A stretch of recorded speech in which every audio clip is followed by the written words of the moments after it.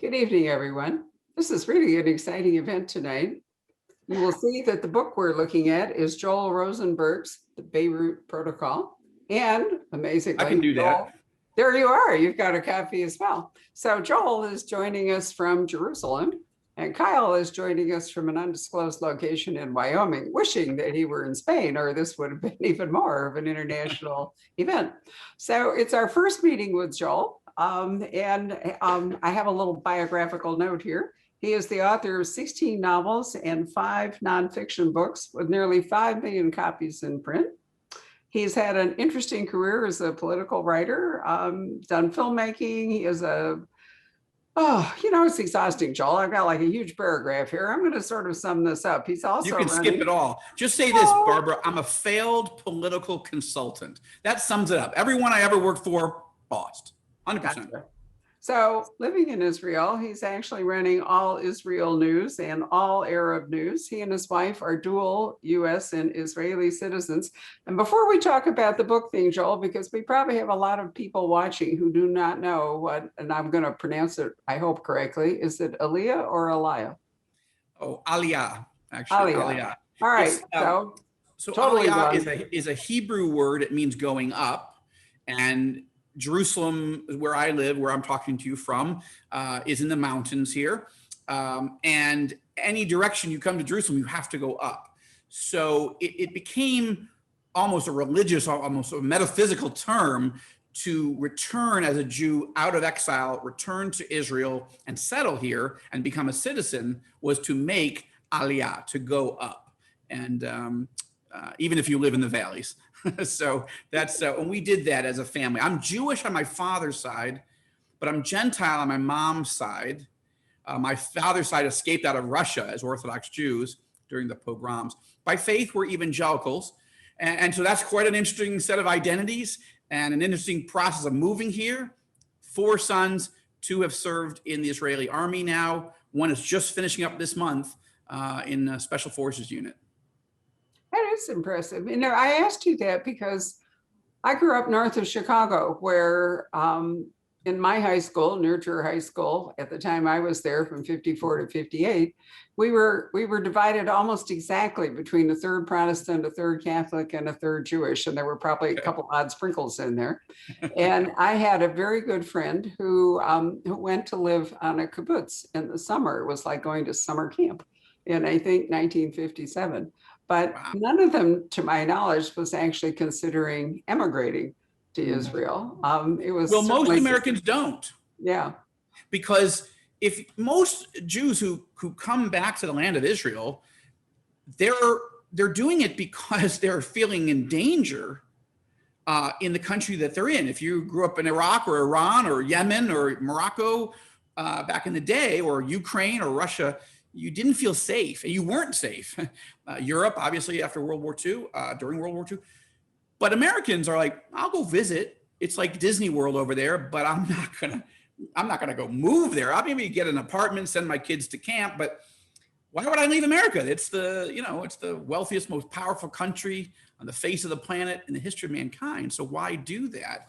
So very few Americans make Aliyah, but I will say, since you're from the Chicago area, that because we are dual citizens, we get to vote twice. And it's like living in Chicago. And when you moved there, weren't they shooting rockets? Yes. So we arrived here as citizens in August of 2014. And that month, while we were arriving, 4,300 rockets and missiles were being fired from Gaza on our new country. Just little, thank you, welcoming presents, from Hamas. Just want to make sure we feel a part of the team here. And I remember, this is one other connection to Chicago. Right before I left, we were living in Washington for almost 25 years before that. And I was on a radio show in Chicago, and they said, "What are you, insane? Like, why would you pick up your family and move as citizens to another country in the middle of a rocket war?" I said, "Sir, you live in Chicago. It's more people have died this weekend in Chicago than in the last, 3 or 4 wars combined here." So he sort of got it. And it's a strange thing. It is the most targeted country on the planet people talk about annihilating us, wiping us off the map, throwing the Jews into the sea. And yet, God has shown a lot of grace and favor to us. We also have one of the most amazing militaries ever. So it's a target-rich environment if you are a thriller writer. It's not why we came, but it hasn't hindered anything. I'll tell you that much. And it's given you an opportunity to meet a lot of interesting people, right? Yeah. Netanyahu and a lot of Arab leaders and everything like that you can draw on for your books. I actually worked for Netanyahu 20 years ago. One of the last person I helped lose was Benjamin Netanyahu. He made a comeback. What's that? He made a comeback, though. He did, but I was on his comeback campaign team in 2000. He didn't come back for 9 more years, Kyle. So that was what told me I need to get out of this business. Like everybody I work for loses, and my friends say, "Why don't you work for the other guy? You're picking the wrong guy." So I started writing political thrillers. I thought, I don't really know what else to do. Let's make things up for a living. Wonderful idea. Carl has a glass. I'm going to raise a glass and salute you because this must be fairly close to the publication time for the BEIRUT Protocol, right? Yes, we just came out in hardcover, ebook, audio on Tuesday. So this is the early stages of the tour, and I appreciate so much being with you guys at the Poison Pen. And Kyle, you were so gracious. So what I really need to do, let's front load this thing. So I don't know how many people can see it, but that's Kyle's. I see. Sorry. This is Kyle's endorsement right on the front. So kind, because you and I have never actually met. No, I haven't been to Israel in like 30 years. It's so gracious, and I look forward to whether it's Spain, which will be closer, or Wyoming. But I think we need a little thriller powwow someplace, and I just appreciate so much that endorsement, especially since the first person that ever endorsed my first novel was Vince Flynn, whom I didn't know. I didn't know that. My agent knew, like a person who knew him, and just sent the manuscript. This was 2001, early 2002. He was, really starting to pick up steam, but he was still pretty early in his career, as I don't have to tell you. But it was amazing that he did that. And so at the moment, you guys are the bookends, and I hope it's not the end, but I just mean, I really appreciate it. Oh, well, that was my pleasure. It's a terrific book. And interestingly, also the fourth thing that interested me about it too was it's the fourth Riker book, but you've never sustained a series more than 3. It seems like so this one you've decided that this is your guy.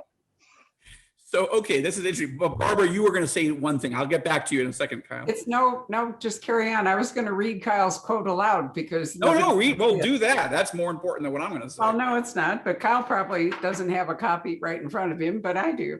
So what Kyle said in that wonderful red circle is Rosenberg's imagination is a tumultuous place where Middle Eastern geopolitics combine with devious minds. Wow, I really love that. Devious is one of my favorite words, Carl. It's a good word. It's a good All right, word. I'm going to just sit back and let you two talk. Well, inside, he adds another sentence: authentic, fast-paced, and totally engrossing. So that meant a lot. My first series was a 5-part series. That was started with The Last Jihad. And then everything else has been a trilogy since then. So my readers have sort of gotten used to and just assumed I would do trilogies. And I think, so this is interesting. I think, I was having this conversation with Ryan Steck, our, real book spy guru, right? Who, the Mitch rapologist is. Right, yeah. So he was interviewing me, and this was a couple years ago, and he said, "How come you didn't go with one franchise character?" And I said, "I think commercially it was probably a mistake not to do it. I don't regret it because I had stories I wanted to tell, and I can't believe anybody lets me tell them. Anybody that would read them or publish them, much less. So I don't regret those. But my first main character, John Bennett, he was a Wall Street strategist who gets drafted into the White House to help craft a Middle East peace deal. how many books can you really do with a Wall Street strategist turned, policy wonk at the White House? Like he's not a killer. He doesn't have any skill sets. How long can you take him forward? The last series was a series, it was a trilogy, The Third Target, The First Hostage, and Without Warning. That was about a New York Times foreign correspondent who wants to go get an interview with the head of ISIS, a shadowy, dark, evil person. But so this guy, J.B. Collins, he sneaks into genocidal Syria. Well, how long? I mean, it's interesting, but seriously, how many books can you get out of a New York Times foreign correspondent? The conservatives hate the idea. And even liberals who would like the New York Times are like, okay, 3 books, maybe. The best part about that series was that King Abdullah of Jordan read the second in the series, and it's about people trying to kill him. He's a named character in the book. I don't usually put real people in the books, but he's a named character. And in the series is about ISIS hunting him down, trying to kill him, blow up his palace, and take over his kingdom. And an advisor was supposed to meet the king in Washington. They were going to go meet with President Obama. This is in the last year of the Obama administration. The advisor had business in London, so he routes through Heathrow, and he's going down a hallway to catch his flight, and he sees a copy of The First Hostage in a window. He's never heard of me, never read any of my books, didn't even know I was an author, but the cover was the seal of the president with 3 bullet holes in it. It just seemed interesting to him. He ducked back in, he bought a copy, he sits down on, first class, he sits down, he settles himself in with a martini or whatever. Boom, Jordan is in, the palace has been destroyed, the city's in flames, ISIS is overrunning the city, and King Abdullah is flying his own Black Hawk helicopter in retreat to regroup and launch a counteroffensive. By the time he gets to Washington, this guy goes straight to the Four Seasons Hotel in Georgetown, and he clears security. He says, "Your Majesty, you have to read this." He says, "Why?" Because you're in it. What do you mean I'm in it? It's a novel. I know, but you're a character in the novel, and they're trying to kill you. Well, what happens is, and maybe Kyle, you have some help here, or maybe Barbara, you do. I still need contact information for President Obama, because I honestly, genuinely need to send him a thank you note. I just never been able to do it because the president canceled the meeting with the king. The king's already in Washington, and the king already has other meetings all set up, but the president decided he was too busy. They're going to have to reschedule. So now the king has 2 days on his schedule with nothing to do. So he reads the book, and rather than banning me from the kingdom forever, he sent this guy to go have lunch with me, then have dinner with me, vet me, and then he invited my wife and me to come visit him for 5 days in Amman. And the only other person that had done that, this is some interesting connections. The only person that I know of that ever did that was Vince Flynn. But the king wasn't the king yet. I remember a picture that Vince showed me of he and then Prince Abdullah in military fatigues. But 5 days. And then he ended up reading the whole series. I actually brought him copies of the first book because he'd read the second. And I said, you read them out of order, but no problem, Your Majesty. But anyway, I said, can I just show you the first sentence of the first page? I think you'll get a kick out of it in the first book. He said, sure. I said, it's all written first person. I had never met a king before. And he burst out laughing. He pulls out a pen. He goes, well, you have now. And he signed it and gave it back. And that set an emotion of friendship and a good source for this novel. So, you couldn't get much of a better source there. No, it's true. I'm going to have to speak up again because I still think about this. In America, which is so big, we forget or maybe never even realize just how small the area that you are in is. And right after New Year's in January 2011, we were in Jordan, having been in Egypt and having to have flown a dogleg flight because Egyptian air could not fly. It had to fly east and then take a turn north to get us to Jordan and Amman. And I can remember floating in the Sea of Galilee, looking up at the lights of Jerusalem, but you were not allowed as an American to leave Jordan and enter Israel, or it was the other way around. I never can remember which, but in any case, we didn't get to Israel because of that problem. And I've always regretted it because, you know, I mean, we were literally on the doorstep and we weren't able to do it. Well, things are changing. Although literally, as we discussed this, Prime Minister Netanyahu was supposed to fly to the United Arab Emirates yesterday to meet with this new peace partner that we just signed this wonderful Abraham Accords peace deal with. And Jordan wouldn't let Netanyahu fly over the country because of a diplomatic spat. So there are days where things are going well, and then there are days like the last 24 hours where things are not going so well. So never a dull moment. We say in Hebrew, ein rega dal, never a dull moment. Yeah, I remember you didn't want to get your passport stamped in Israel because if you ever presented it to an Arab country, they wouldn't accept it anymore. So you get it on a piece of paper and stuff it in there, and throw it away. Well, that's right. And when I was going to go start traveling into Iraq, because right after the war, I wanted to learn what was going on, and I wanted to write thrillers about it. So let's go. My wife's like, "You want to go to Iraq? What are you, insane?" But I mean, yes. But there was this fiction where you can get a second passport as an American citizen, but it's only for 2 years. So anybody who sees that second passport knows the reason you have it is because you have another passport that has an Israeli stamp. But anyway, it's a fiction that seems to work around here. Now Israel does not stamp your passport. You just get a little, computer printed visa and you stick it in. You don't stick it. You just slide it in and keep it for your trip. So it's not a thing anymore. But you're right. This region is changing dramatically, and we've gone through. We're coming up on the 20th anniversary of 9/11 this September, and you think of what's happened: major wars, genocide in the region, the Arab Spring, coups and insurrections, but now 4 peace treaties in the last few months, and again, it's a region made for thrillers. I don't know, are all these peace treaties going to put you out of business? Well, I don't think so. The BEIRUT Protocol and the one before it, the Jerusalem Assassin, is really about what I call the mother of all peace treaties, which would be between the Saudis and the Israelis. And that has not happened yet, as we know.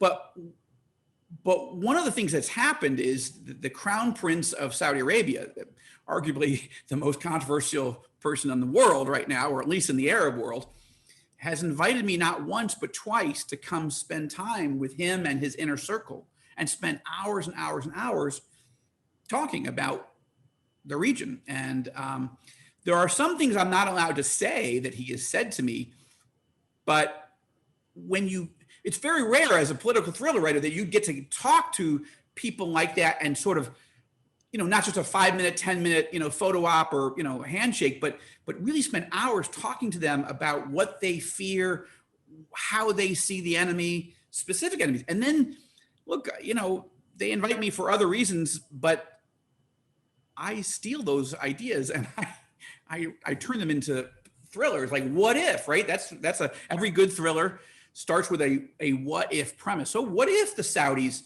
eventually get to the point where they're ready to make peace? That's an interesting premise, but also, in my view, it's going to draw bad guys out of the woodwork, hell bent on preventing the Saudis from making peace with Israel. And that's really what this 2 parts of the current series is about. Okay, what would it look like behind the scenes if you got to be in the room? Like Bob Woodward might be in the room, Tom Friedman might be in the room, but normal people don't get to be in the room where it happens, as it were. Well, what would that look like for the peace negotiations? But much more interesting for a thriller is, let's go into the room, the bedroom, the strategy, the office of the supreme leader of Iran. Let's go into the military bunker of the head of Hezbollah, the Iranian-funded, fueled, trained, directed terrorist organization in Lebanon. Let's see what they think and what steps they're going to take to try to counter an effort for peace. So I'm encouraged by the peace treaties, but I don't pretend for 1 second that it's going to end conflict in this part of the world. I don't believe that, and I'm sure that I'm right, unfortunately.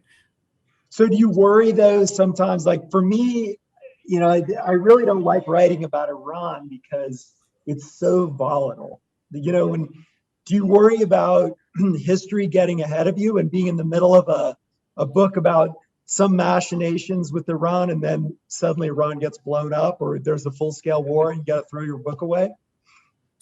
Yes, I do worry about that. And that happened to Daniel Silva. Daniel was writing a thriller called The New Girl, right? And he thought, this new crown prince, very interesting guy, right? MBS, Mohammed bin Salman. Let's imagine and he got, 3/4 of the way into the book, and then the Jamal Khashoggi murder happened. And he basically scrapped his book and started over. Well, yeah, one of the challenges we face in this fairly small group of people that are doing it or getting to do it is if you write too closely to tomorrow's headlines, the headlines could be over and people think your book is ridiculous because, well, that already happened. And so let me give you an example, but I was just starting out. So my first novel was The Last Jihad, right?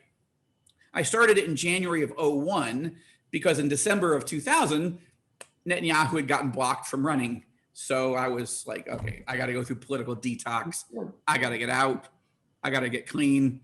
Although every 4 years I need a patch.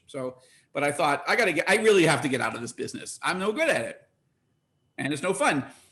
So I thought, well, I have a little bit of money in the bank. I have a little bit of time. Since I was 8 years old, I wanted to write stories. I wanted to write either novels or make movies. So I said to my wife, Lynn, listen, I think I'm going to write a novel this year. She's like, okay, but maybe not give up your day job. Like you've never done it. And I don't know if this, you're mid-career now. I mean, we have kids, we have, costs. So maybe write 3 chapters, see if you're any good at it. Let's see. I mean, she was supportive, but she's also realistic. So I said, okay. So I sit down in January of 2001 and I start writing. And what comes out? The first page puts you inside the cockpit of a jet plane, hijacked by radical Islamist terrorists, coming in on a kamikaze attack mission into an American city. That's how the book begins. And as the story unfolds, my fictional American president decides not only to start taking out radical Islamist terrorist bases and cells in the Middle East, he decides the only way to really keep America safe is take out the #1 state sponsor of terror, Saddam Hussein. And so the arc of the story starts with a kamikaze attack and leads to the removal by force of Saddam Hussein from power. And I was finishing that book on the morning of September 11th. Now, again, I'd never written a novel before, and I don't even really read that much fiction. I enjoy it, but as a Washington guy, I was reading autobiography, biography, political science, history. I didn't have time to read, more than maybe one Clancy or one Grisham a year. It just wasn't my life. So all that to say, I was like, oh, this is bad. Like, it's bad for my country. And now I've wasted an entire year and almost all of our savings, and there's nothing I can do. I had Tom Clancy's previous agent, Robert Gottlieb, had a deputy named Scott Miller. Scott had already seen the first few chapters. Like, this is amazing. Send the rest. I'm like, there is no rest. I'm just spitballing here. Like, he's like, well, get this thing done as fast as possible. If it holds up, we will absolutely represent you here at Trident Media. And I said, okay. So that's what I did. And now 9/11 happens. What am I going to do? Send the manuscript to a Manhattan-based publisher? Like, it's insane. You can't. It wasn't entertainment anymore, right? It would be offensive. So he said, yeah, you're going to have to put that in the drawer, but you can write. So write another one. I'm like, no, you don't understand. I'm out of money. I'm borrowing from friends I got to go find a job. But then in January of 2002, President George W. Bush gives his famous State of the Union speech where he talks about the axis of evil, right? And in that speech, he hints pretty strongly that Iraq is in his sights. He wasn't saying he was going to war, but my agent, Scott, called me the next day and he says, "Do you work for the CIA?" I said, "No, what are you talking about?" He goes, "Are you sure you don't work for this?" I said, "No, of course not." He said, "That's what you'd have to say if you did work for the CIA and you just couldn't tell me." I said, "Scott, what are you talking about?" He said, "You write a novel that opens with a kamikaze attack." Okay, yeah, some of the details were different, right? It was Denver, not New York or Washington. It's a Gulfstream 4, not a 757, a 777. Okay, whatever. But that leads to a war of the Rockies. There's no other book like this right now. So with your permission, I'm going to go with it. And when that book came out, The Last Jihad, again, no one had ever heard of me. Vince was nice enough to endorse a book that nobody should care about this book, but he got it, why it was interesting, because he was starting to go down this road himself and was, several steps ahead of me. Long story short, the book hit #1 on Amazon, 11 weeks on the New York Times bestseller list, 160 radio and TV shows and newspaper interviews, magazine interviews in 60 days. Suddenly I had a career. And because 9/11 had happened. So if the book had been entirely about that, then that would have been weird. But it led to this war with Iraq. And we were 6 months out, 5.5 months out from an actual war with Iraq. The whole national debate was, should we or shouldn't we? And these days I have to say, when I talk to audiences, I said, please take a moment and set aside your personal and political views of whether we should or shouldn't have gone to a war with Iraq, okay? Please think about it at this moment. Think of yourself as a novelist in January of 1941. And you're like, I want to write a novel. I need a big premise to get into this thing. What if, I don't know, the Imperial Japanese decide to punch the United States in the nose and take over the Pacific? What if they hit Guam or, I don't know, Midway, or maybe what if they get all the way to Pearl Harbor? Let's start with that. And what if that leads to a global war that causes the president of the United States to drop 2 atomic bombs on Japan? And then December 7th, 1941 happens. And you're like, oh my God, that's bad. I'm not trying to predict it. I just want to write a novel. And then that's basically what my life looked like. And suddenly I went from failed political consultant to, what do you think is going to happen next? And it's not that I knew, but that really started everything. Well, those kinds of what ifs, I mean, that's how pretty much every good thriller starts, isn't it? I mean, there are so many interesting questions like that throughout the world, and particularly in the region that you've decided to write about and where you have your expertise. Well, that's true. And the second book was called The Last Days. U.S. News and World Report did a story when it came out describing me as a modern Nostradamus. And I'm not a psychic. I'm not a clairvoyant. I don't call Miss Cleo in the middle of the night. Some of the viewers may be like, Miss Cleo, they're a little young for that. But she was somebody, if you called a 900 number and you paid like $4 a minute or something, she would give you your fortune. Somehow, however, she did not realize, she couldn't see in her crystal ball that the IRS was coming to get her for tax evasion. So I don't know, somehow she sort of missed that. But anyway, so I was starting to think, I don't know if she's real.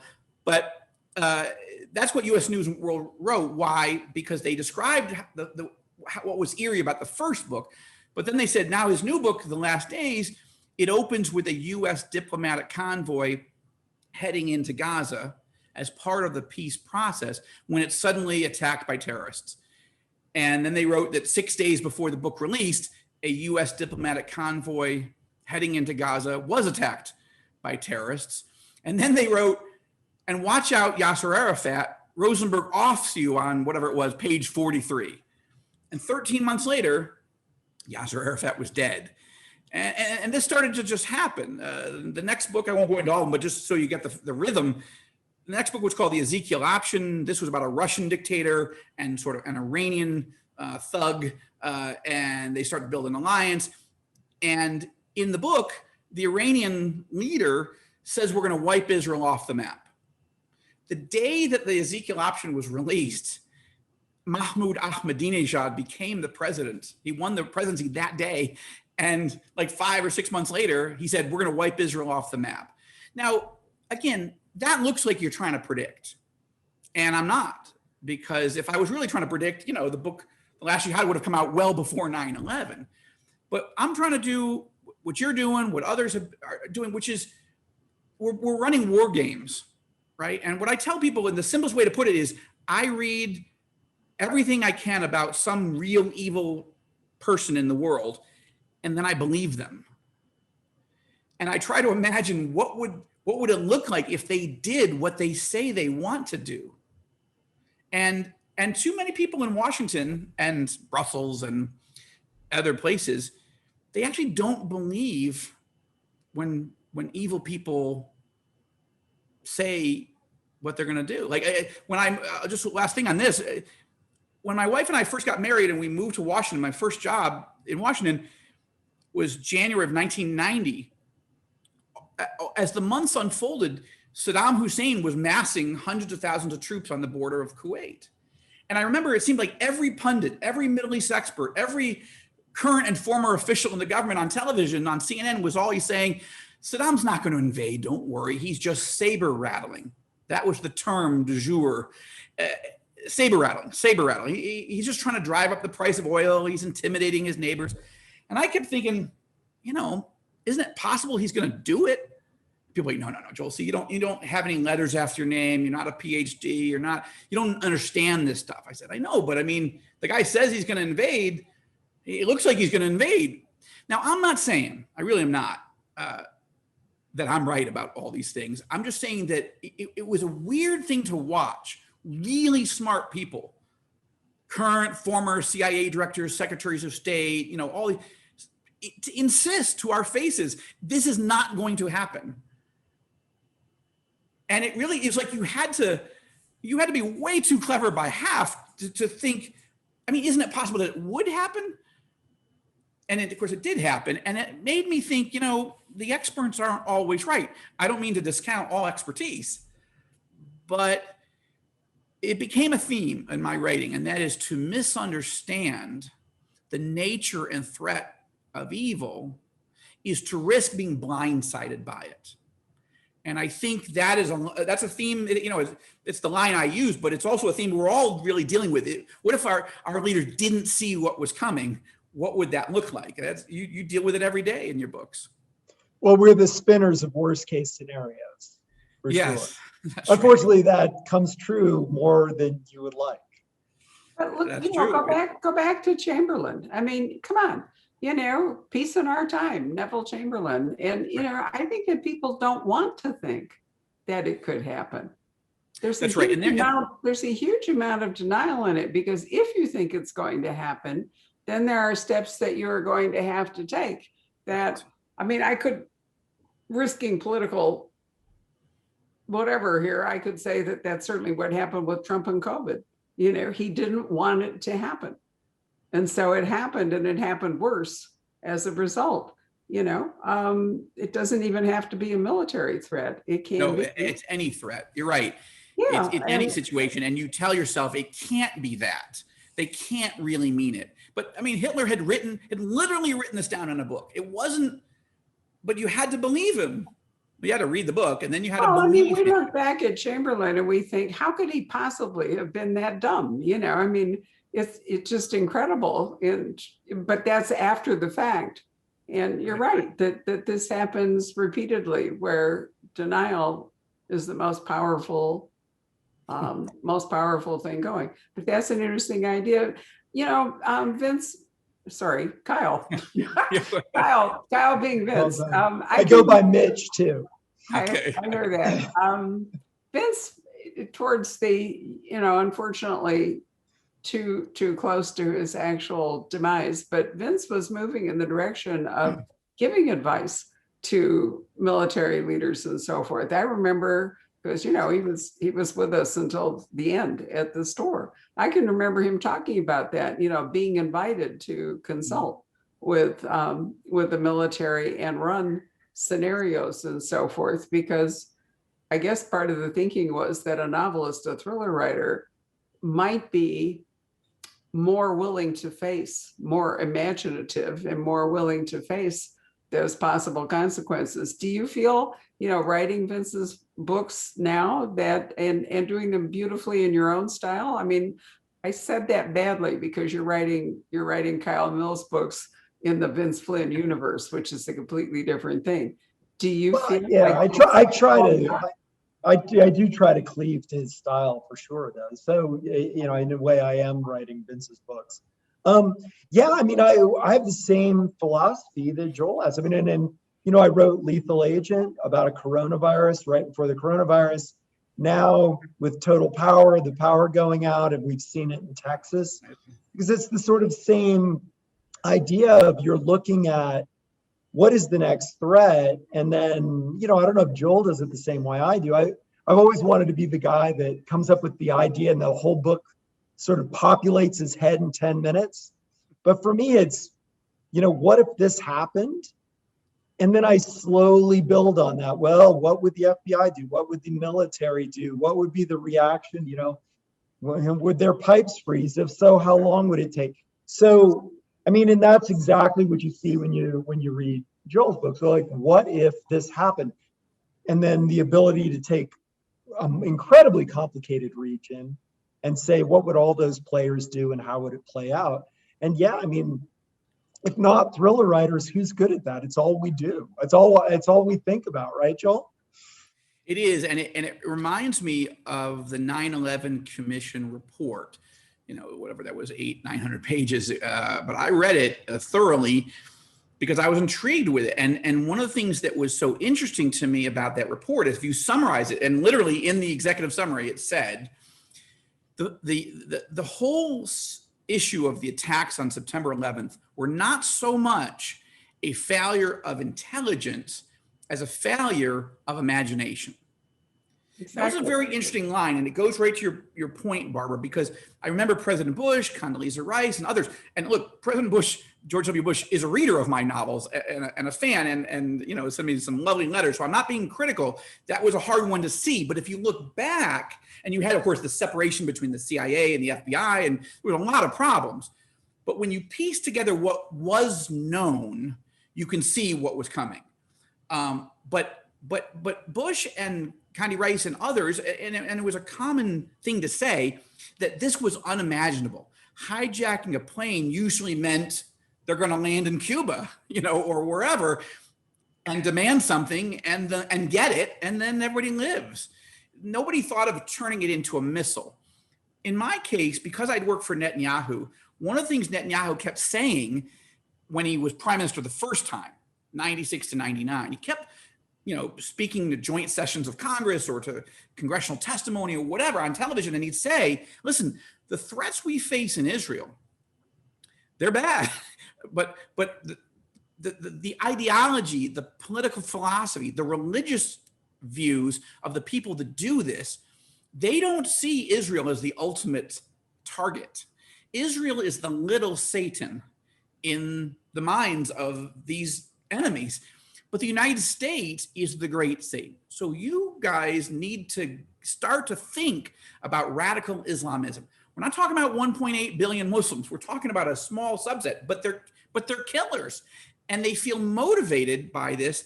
And if you don't get it, you're going to be blindsided by it. Now that's what I was hearing, and that's what I was reading, because my job as a message strategist was to immerse I was doing with Netanyahu what you're doing with Vince. Read everything he's ever written, listen to everything he ever said, get in his head, and then help advance that agenda, right? And I was doing that with Netanyahu. And so when I stopped working for him, I thought, let's extrapolate this forward.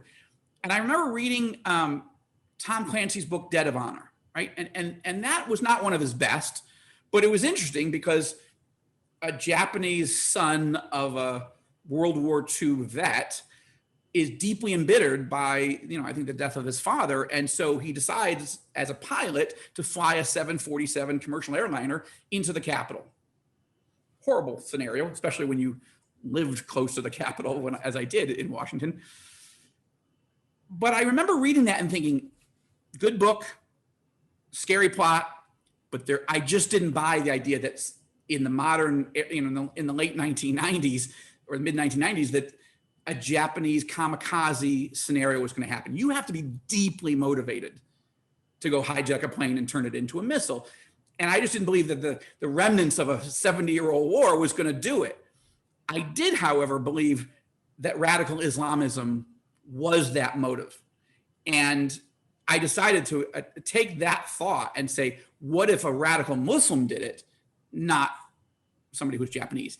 And then what would happen next? And that became, I think that was seeable. I think it was foreseeable. If you're willing to strap a suicide bomber belt on you and walk into a cafe or an elementary school to kill people, you're not really a suicide bomber, you're a homicide bomber. But it means you're willing to do anything. And that, of course, has changed our world. We're coming up on the 20th anniversary. But there's one other thing, and I want to make sure that we have time to talk about this with you, Kyle, because so you have an interesting story because your father was an FBI agent and led the investigation of the Pan Am 103 bombing. What's interesting to me about that was, of course, your connection to Mitch Rapp, because that's how Mitch gets drafted into the CIA, because his girlfriend was on the flight, right? Well, I met my wife at Syracuse University. That's where we went to school. And my wife was a drama student, but she changed her major to become an English literature, creative writing major instead of drama. Had she stuck with drama, that's who was on the plane. That they spent their fall 1988 semester in London studying drama. And those kids, we knew them. And they were coming back for Christmas or Hanukkah for some. My wife, my girlfriend would have been on that plane. And while it didn't motivate me to actually join the Central Intelligence Agency, because those were not my skill sets, it did motivate me to be immersed in what is going on in the Middle East. And it set me into motion to write novels about this part of the world, because that so shattered our world. I remember pretty much the whole campus had left. It was December 21st, 1988. But I was a resident advisor, and Lynn was just finishing up with some friends, and we heard this just as we were about to leave, and there was really nobody to grieve with. And so it was strange. It was bad as it was horrifying, but it was even worse because you were with none of your friends who would know these people and could grieve as the Syracuse University community. You were home with your family, which was good, but they didn't understand this. And it was a scarring moment. And I didn't know Vince well enough to have that conversation with him. And I hadn't read enough of his books to sort of get into that. But I think it's interesting, him, you, me, that actually is my story much more closely. And the fact that your father lived that story and helped investigate that story, that just an amazing convergence. And if we ever sit down in Spain or Wyoming or at the Poison Pen, I want to hear more of that story from you. It's interesting how many people that touched, because I hear a lot about it on social media. People who knew somebody on that flight and everything. You wouldn't think, because it wasn't as many people as 9/11, but it's still very, very much in the forefront of people's minds, and certainly is a major attack on the United States. Because my father, it sounds kind of antiquated, but they were mainly concerned in London, where we lived. It was the IRA. Was the real problem, and what he was constantly worrying about, much less so than he was much more worried about the book Patriot Games coming true than a Mitch Rapp future novel, right? Yeah, which is how he became a character in Patriot Games. Yeah. It's amazing. So, amazing. Wow. The world changes, but it seems like there's always work for us unfortunately. always work for you, and Joel's in a place where this kind of work can happen. I'm going to summon Patrick up in my Shakespearean moment here. He's going to rise, but I want to correct myself, because for those of you who were paying attention when I talked about floating in a body of water, looking up at Jerusalem, it was actually the Dead Sea. It wasn't the Sea of Galilee. I was geographically challenged. That's okay, Barbara. I wasn't going to call you on it. It's all good. You know, in the interest of accuracy, we should. I also remember the fabulous mud that you can take out of the Dead Sea and plaster all over yourself. Sure. But I figured that in a conversation about fiction, why quibble with facts? No. Exactly. We always need to I do love the fact that you can float in there and read a book with it on your stomach because you don't sink. That's right. Absolutely true. Usually Patrick uses the chat feature to correct me, but not on that one. It's so funny. I'll be talking along and suddenly a little box will appear and he will say, no, it was really so-and-so, which is that. I love that. Thank you, Patrick, for doing that as often as you do. No problem. I do have some questions. Let's see here. Well, I just lost the one I was going to ask you, but Teresa asks, she says, are permissions required before you use the names of real people and places? No, thank God, no. I don't make it a rule to, well, I guess I've mentioned Saddam Hussein, King Abdullah, Yasser Arafat. So yes, I have used some. I assumed that I would never meet Yasser Arafat or Saddam Hussein, so that seemed safe. And they are, look, if you can't be libeled, or you're not slandering people to put them in a fictional universe because they're public figures. But generally, this is where you could get in real trouble, not so much legally, but if you write about something in somebody's life and something very different happens, then it throws people out of the story. And it's one of the challenges of writing about the Middle East, is because so I wrote that whole trilogy about ISIS. Now, it's true that I got it from two CIA directors, former Jim Woolsey, who'd been CIA director under Bill Clinton, and Porter Goss, who had been a CIA director under George W. Bush. I'd asked both of them separately, what keeps you up at night? And they said, Al-Qaeda in Iraq. It's morphing into something weird and scary, and I would go write about that. And I did a lot of research, and I was out in front of that. ISIS wasn't even a real thing, right? President Obama was famously saying it's a JV team. It's not even a problem. But the risk of that is, are you going to want to read a book about ISIS 10 years from now, 20 years from now, right? So Middle Earth, if you're writing about hobbits, you don't have any problem, because there's never going to be a Middle Earth, and there's never going to be any hobbits, or elves, and so you're good to go. You can make billion-dollar films, keep writing, and so Tolkien didn't really have a problem with being too timely.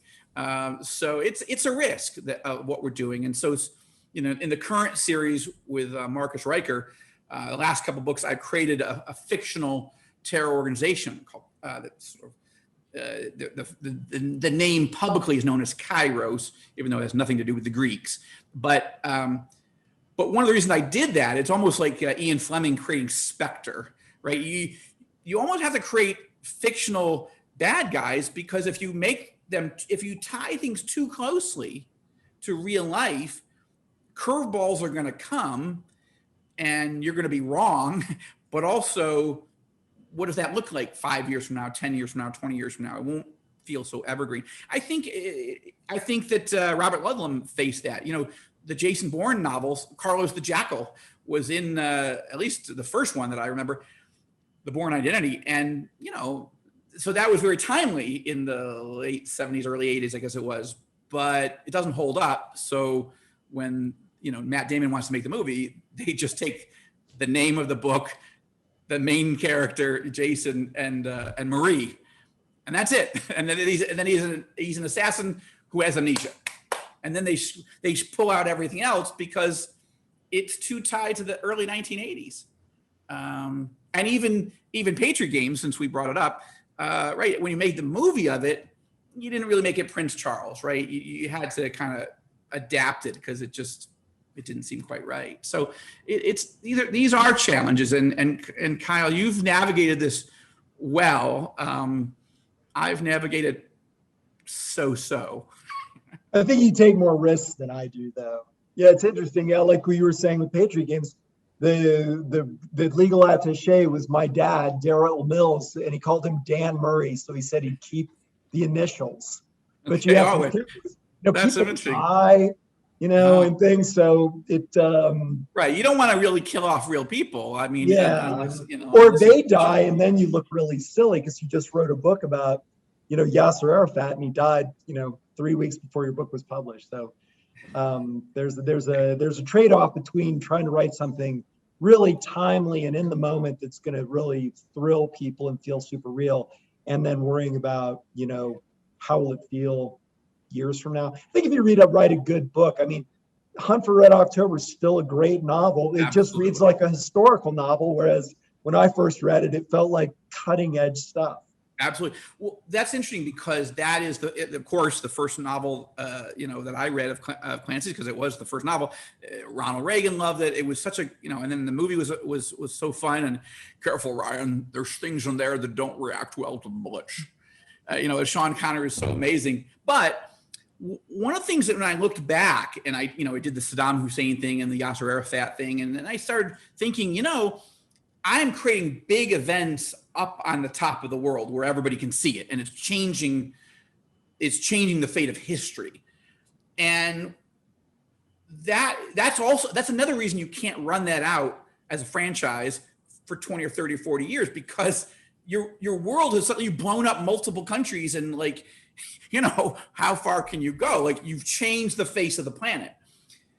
One of the things I as I dialed back and I thought about Clancy, what works about Hunt for Red October is it could have, it's how the movie starts, right? In 1982, the sub disappeared. None of this ever happened, right? So you can believe that it happened, but that none of us would have known about it.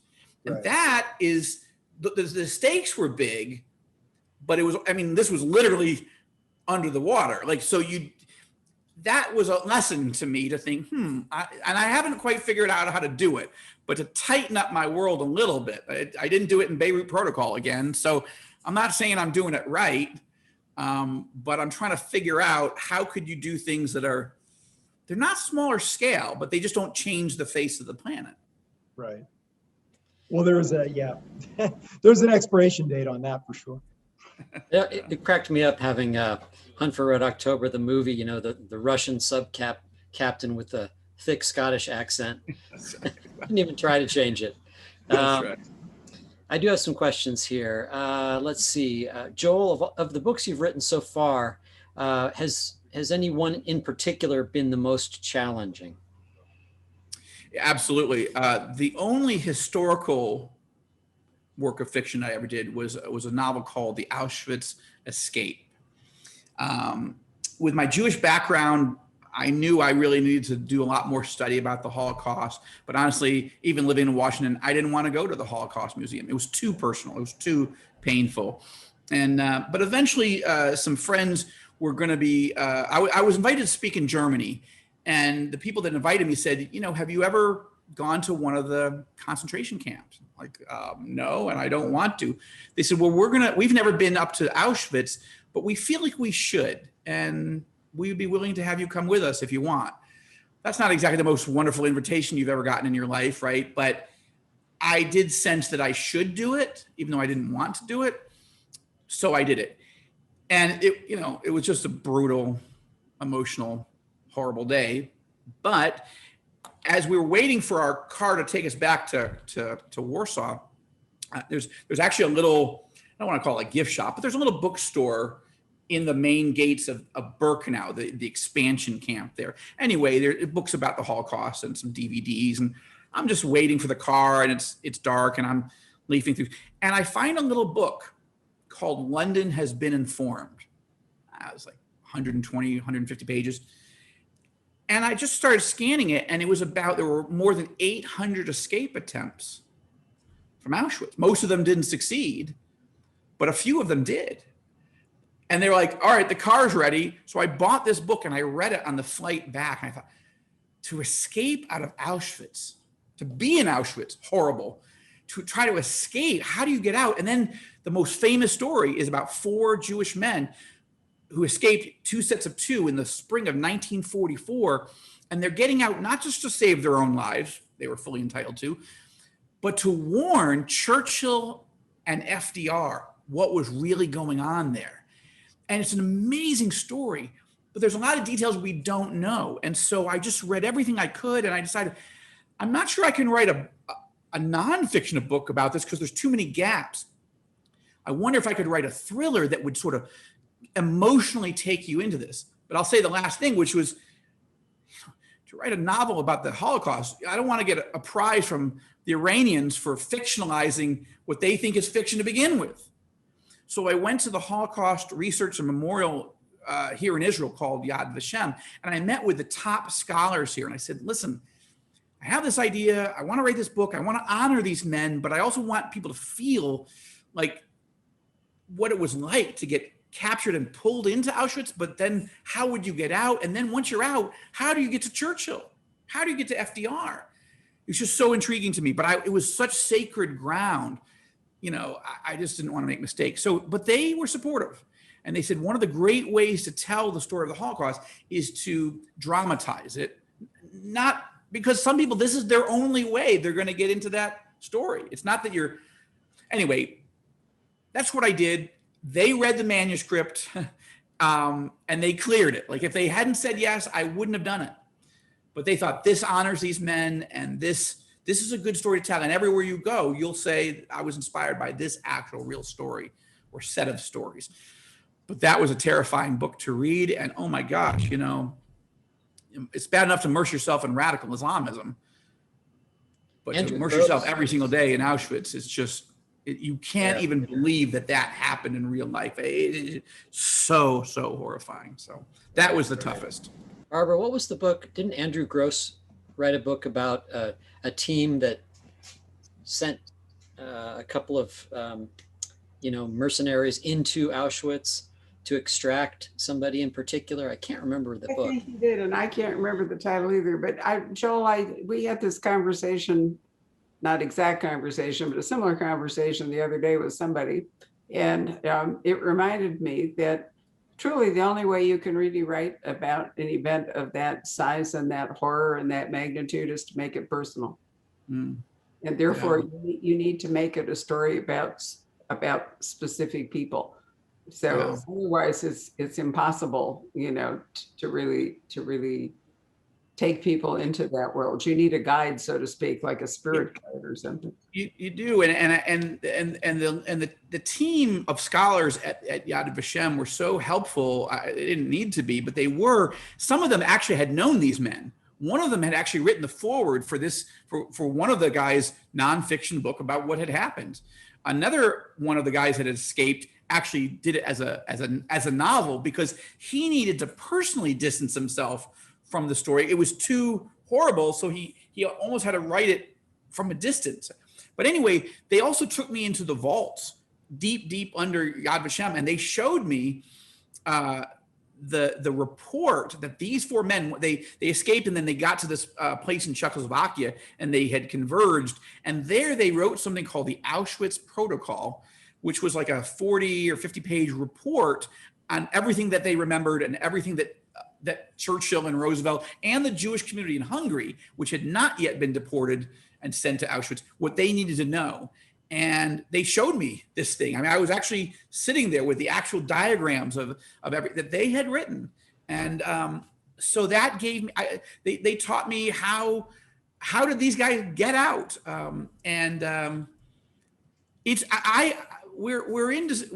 We've got a movie deal on it. I don't know if it'll ever happen. None of my books have ever become movies. We get the deal, and then it just never seems to happen. Okay, but with this one, I keep saying, like, if we do this, it has to be the greatest escape movie ever made. You have to show the horror of being there, but this has got to be this. It's much more dramatic than Escape from Alcatraz. Like, if you're getting out either through a chimney or you're getting out and you're on the run. And once you're on the run, what way do you go? How do you live? You're gone. You're wearing prison garb. Like, how would you survive? What would you do? So learning their actual stories and then trying to put that into a story, wow, the most challenging. It's why I've only done it once, but super interesting. I have an interesting comment. A woman named Carol says that she's heard that the Dead Sea is now having fish appear, and she wonders, have you heard anything about that? I haven't heard about fish, but unless she's reading the book of Ezekiel in the Old Testament or the book of Revelation in the Bible, because the Bible does say that one day it will come back to life, but I haven't heard that yet. Evelyn asks, who would you choose to be the lead actor in that film if it was made? I specifically don't want to comment on that because, given my political experience, I will probably just curse and jinx the whole project. So, that's let's just try to get the thing made, and then we'll see what happens. Several people are just asking the inevitable question, which is probably annoying. Which is, when is this over? I didn't know this guy was going to be here. Blah, blah, blah. He keeps yapping and yapping. On publication date of this brand new novel, what's next? They're always. Oh, yes, the brand new novel. We haven't talked about this in a while. We all, want you to get it at the Poison Pen, BEIRUT Protocol. What's next? Well, I'm already started on the next Marcus Riker novel. I have been willing to kill off lots of different types of characters in my books. And that's one of the reasons that sometimes I can't, carry on and make somebody a franchise, because I kill the main character. I don't want anyone to ever think I wouldn't kill anybody in the book. And my wife and my publisher, they're all like, how can you? No. Okay, I do it because that's what evil is. Like, if you love somebody and they're taken away, that's the world that we live in. That's what the problem is. And so I don't want to make anybody sacrosanct. But I'm intrigued with Marcus. Marcus is very different from any other character, as we discussed. And let me just describe him real quickly, if I may, because that's what I'm writing the 5th novel. So if I get past the 5th, then I'll be into territory that I've not been before, which is getting past 5 books. I'm not saying I'll get there, but let's see. But when I started this series, I sat with a legal pad and a pen, and I just said, all right, there's 2 things I know about this new character. Usually I just start with the what if scenario, but I said, no, we'll get to that. I need to do a better job designing this main character. First, he has to have skill sets, right? You have to believe that this guy's a killer, that he's a strategist, that he's a spy, that he can do all that. You have to believe it. I have to show it, but that's what I need him to be. If he's going to be a franchise character, then it's got to be this. So I made him a combat veteran, a decorated combat veteran who served in Afghanistan and in Iraq. And in the early book, we see some of that, of him in action. He joins the United States Secret Service, and he eventually works his way up to the elite presidential protective detail. So, and we see him in action, also decorated eventually.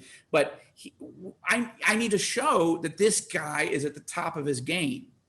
So I wanted him to be a Secret Service agent, but I wanted him to be a former Secret Service agent. That's what I wrote down on the pad, former Secret Service agent.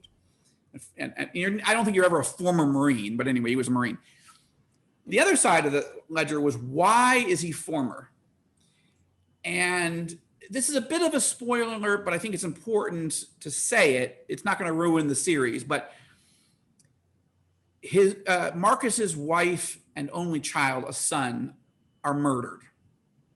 Okay, they're murdered in a convenience store robbery that goes very, very badly. And Marcus is not there. He's actually on Air Force One, protecting the president, coming back from a trip, and they're murdered.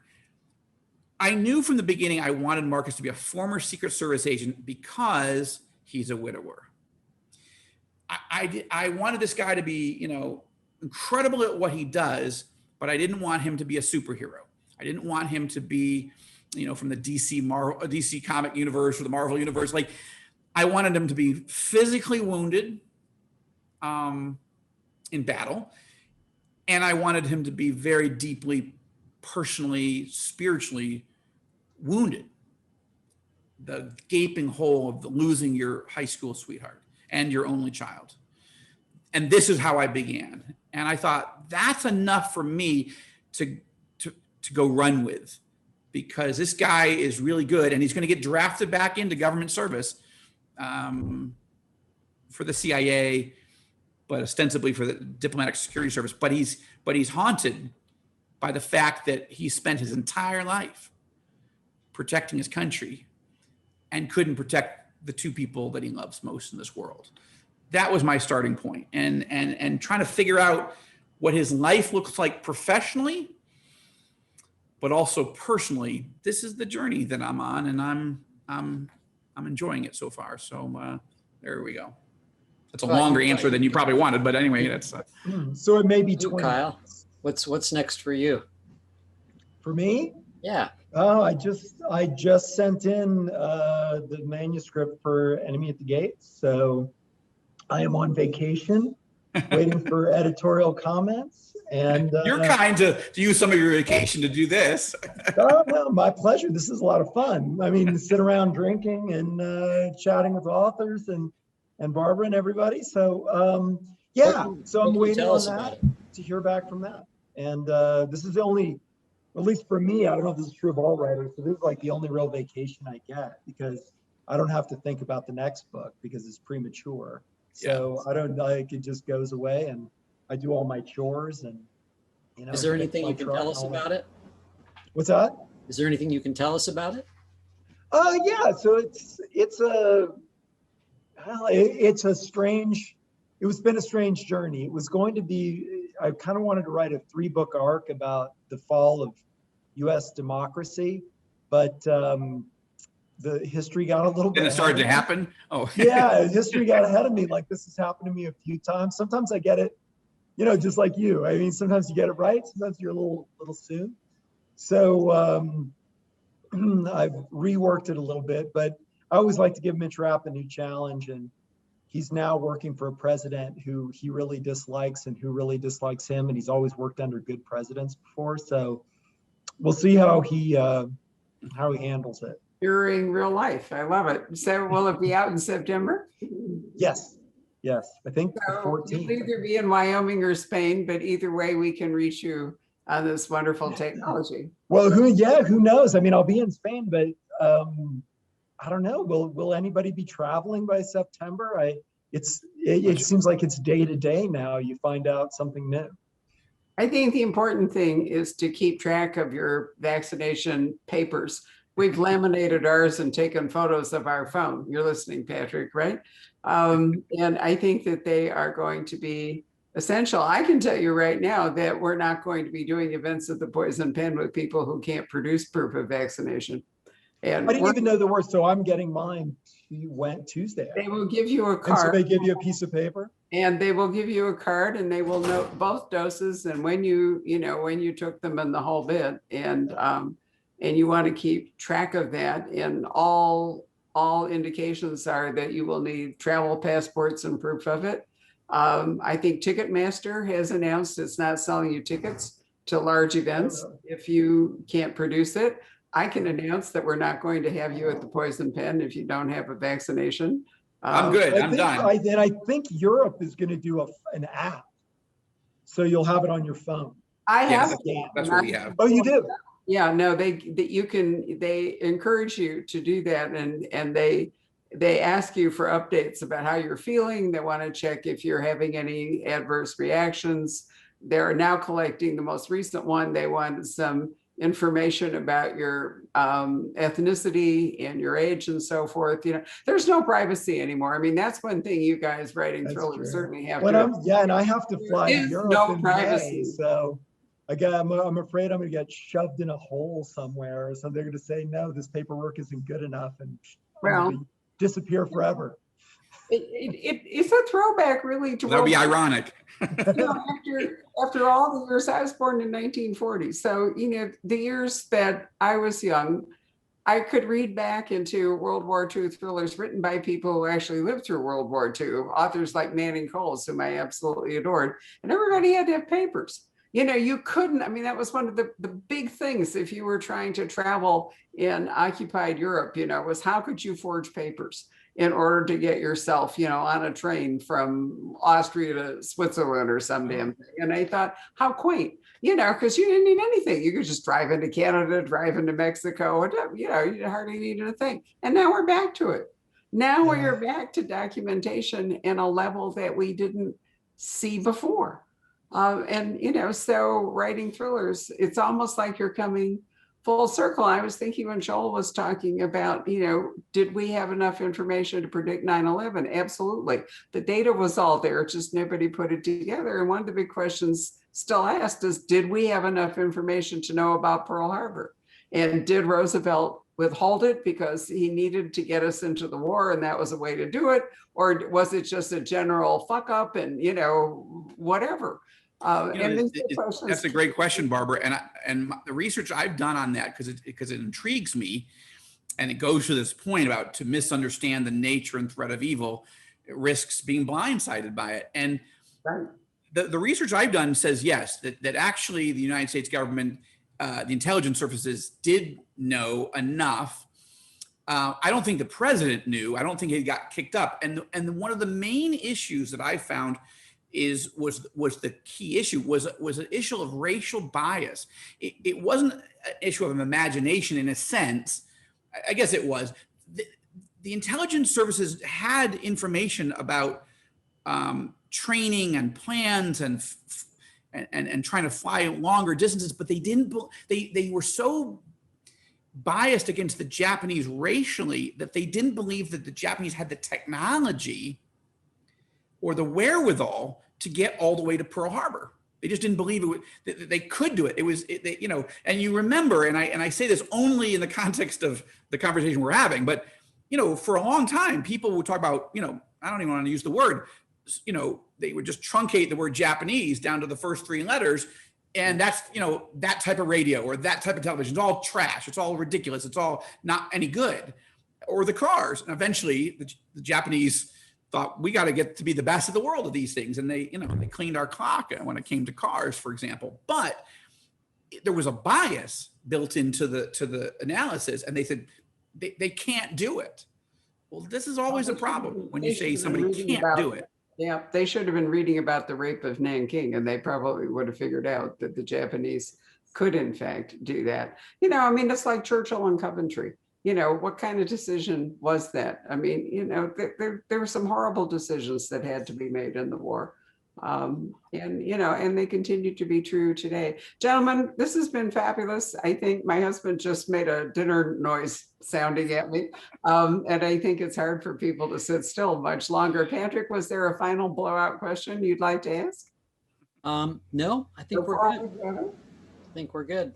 Great. It's been a wonderful discussion, guys. What fun. Yeah, thanks for including me. Barbara, thank you, Kyle. It's just been a joy to be with you. For some reason or other, the Poison Pen has attracted thriller writers in extraordinary numbers. And it's always fun to add yet another to our gang. It is kind of a gang, isn't it, Kyle? It's getting to be, yeah, isn't it? Oh, it really is. Well, but it's I'm honored. I really am. I mean, I haven't had a normal traditional trajectory as a thriller writer, and therefore I've missed some of the things that I should be doing. And then I appreciate you guys inviting me to be part of this. We had Zoom. I feel like somehow it's in the cards that you and Jack Carr should meet. What do you think, Kyle? I definitely think. Absolutely. I feel like a duel of titans, right? That's just perfectly amazing. We might set that up. I'll think about it. Anyway, I want to thank everybody who watched this evening. I want to hold up again a copy of the BEIRUT Protocol and recommend. Yeah, me too. Yep. Order a copy from Kyle's any bookstore. lovely endorsement. Nobody ever gave me one, so I can't hold it up. Oh, sorry. All right. Make sure we get an address and we'll send it to you. I have it on my computer.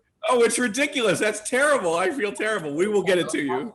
I will send you one. I absolutely promise. So Joel and Kyle, this will become a podcast either tomorrow or the next day, because that's one of the things we do is take the audio track, turn it into a podcast, which is really fun. We're getting close to 75,000 downloads which Wow. I think is wonderful. That's And it will amazing. live forever on Facebook, and Patrick will eventually put it on YouTube. So this will have a long life and a long tail. I do think that we are incredibly fortunate to have Zoom technology come along just at the moment that the world really needed it.